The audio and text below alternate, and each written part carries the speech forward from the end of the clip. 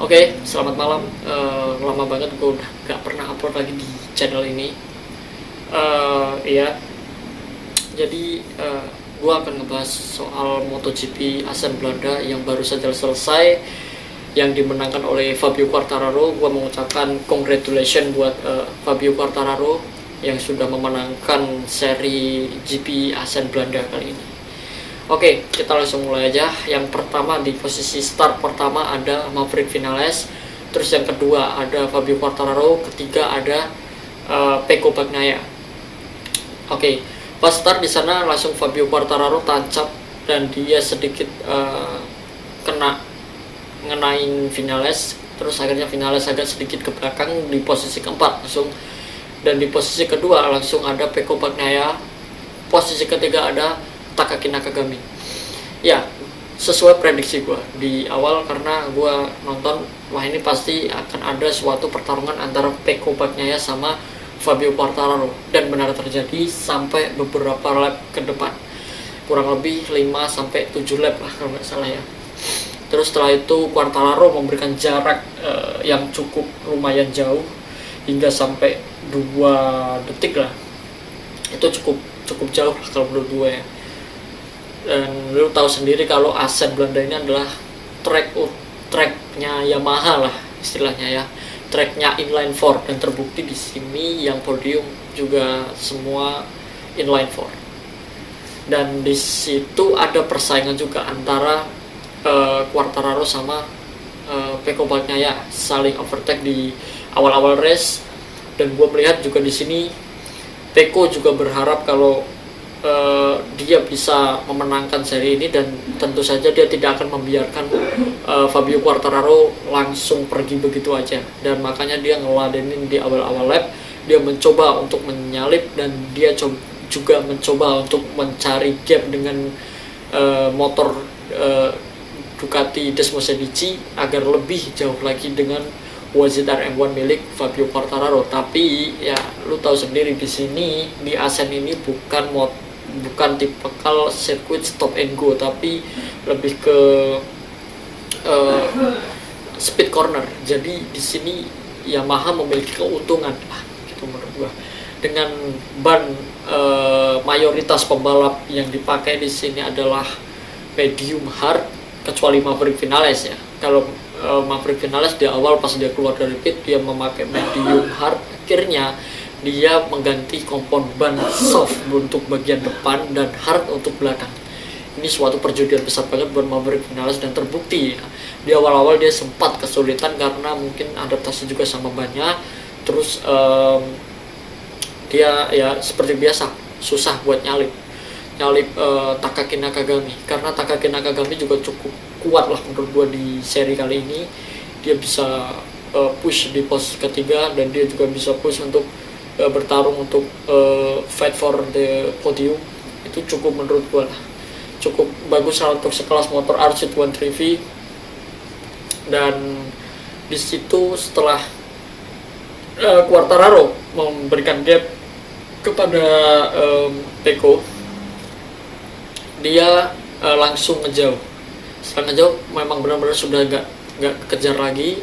Akhirnya ada duel di sana antara Pecco sama Takaki Nakagami. Akhirnya pas Takaki Nakagami menyalip Pecco dari sisi dalam sebelah kiri Pecco menginjak track limit, atau yang kita tahu ini aspal, terus ini curb yang warna ada merah putih, terus ada yang sampingnya tuh warna hijau.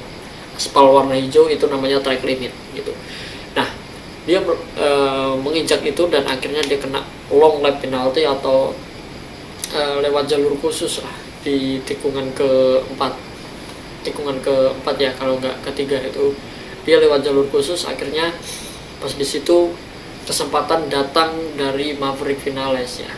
Maverick Vinales juga berhasil mengovertake Takaki Nakagami, terus dia berada di posisi kedua, diikuti Johann Zarco di posisi ketiga. Dan disitulah Johann Zarco mulai menunjukkan bahwa dia kemungkinan bisa menyalip Maverick Vinales ya, atau menyaingilah motor YZR M1 di sini. Tapi nyatanya tidak seperti itu. Zarco kesulitan dengan motor Desmosedici-nya di sirkuit Assen Belanda kali ini, karena seperti yang lo tahu bahwa di sini tetap sirkuit milik motor inline 4. Joan Mir ya contohnya, dia datang dari belakang, terbukti dia bisa finish pos 3, dan pertarungan antara Joan Zarco sama Joan Mir juga sempat terjadi, terus di belakang diikuti oleh Miguel Oliveira, di belakangnya lagi ada Jack Miller, tapi sayangnya dia crash di tikungan berapa ya, 6 kalau nggak 5 ya, dia crash di sana. Setelah itu posisi ke-6 ada pasukannya Pecco, Marquez sama si Alex Espargaro, terus sama Takaki Nakagami ya. Dia terlalu nge-push di awal, akhirnya dia sendiri yang mungkin bannya udah mulai aus, akhirnya dia langsung turun ke posisi belakang banget, dan dia juga mencoba untuk mengovertake Marc Marquez, tapi sayangnya ya gagal gitu. Dia tetap berada di posisi ke-10 kalau nggak 9 ya, koreksi kalau gue salah. Terus Marquez ada di posisi 7, 8 ada Alex Espargaro, dan Pecco berada di posisi ke-6.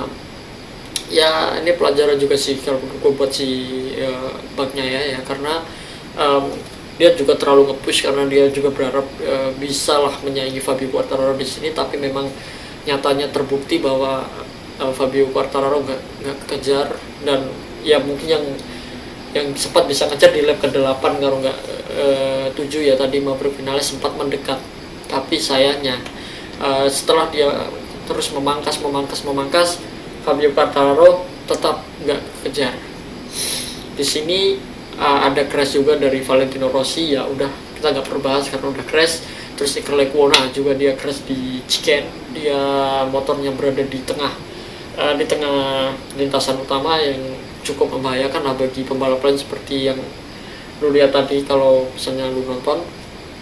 Terus di sini juga gua sedikit ya melihat bahwa peluang dari beberapa pembalap seperti Joan Mir, terus Joan Zarco mungkin lah bisa podium, tapi sayangnya nggak bisa gitu, karena ini bukan tracknya Ducati seperti yang lu tahu itu, karena Vivor agak kesusahan di sini lah intinya. Di sirkuit Assen Belanda ini lebih cenderung ke inline 4 seperti motor Yamaha sama motor Suzuki. Tapi sayangnya juga Alex Rins yang sempat berada di posisi ke-5 ya, itu juga dia ngelebar karena ada insiden dengan Zarco tadi, karena Zarco mengambil terlalu dalam, akhirnya si Alex Rins keluar lintasan ke gravel, terus disalip banyak pembalap. Terus bicara sama Marc Marquez, gimana sih Marc Marquez menurut lo? Menurut gua Marc Marquez yang di start awal dia bisa langsung berada di posisi ke tengah. Dia akan start dari posisi 20 langsung bisa berada di posisi ke 12, 11, 10 lah. Menurut gua sekitar 9 rider lah dia bisa menyalip. Menurut gua ya udah biasa aja, tapi ya realistis lah, karena kan dia masih belum sembuh dari cederanya, dari lengan kanannya ini sama bahunya kayak kemarin pas dia jatuh di Vibra pitch pertama ya, karena high side keras ya, jadi dia jatuh. Wah, udah kelar, lu balapan di sini tapi lu nggak fit ya percuma gitu. Terus finish selesai, balapan selesai, dimenangkan oleh Fabio Quartararo di posisi pertama. Di posisi kedua ada Maverick Vinales, terus di posisi ketiga ada Joan Mir, dan tim independen terbaik ada Joan Zarco. Jadi 4 pembalap yang ada di pit box, dan di sana juga terlihat ya, ada pemandangan kurang enak ya kalau menurut gue ya, tapi kita bahas lah di next video. Pemandangannya apa sih? Ya pemandangannya dari gesturnya Maverick Vinales, dia yang rumor isunya akan memutuskan kontrak sehingga dia bisa pindah tim untuk akhir musim nanti. Sayangnya ya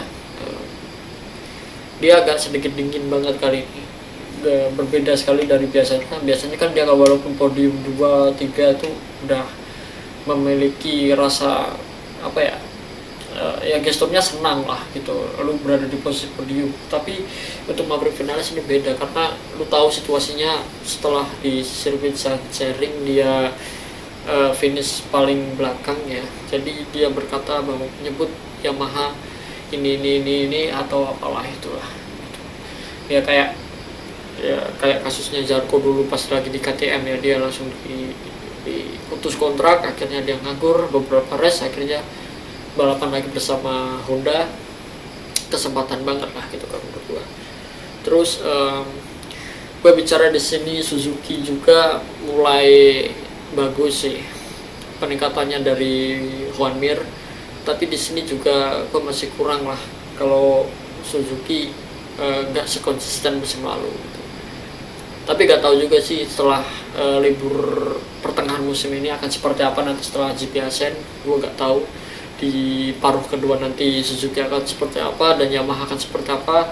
Yamaha biasanya bagus di paruh pertama, tapi di paruh kedua Yamaha ancur-ancuran.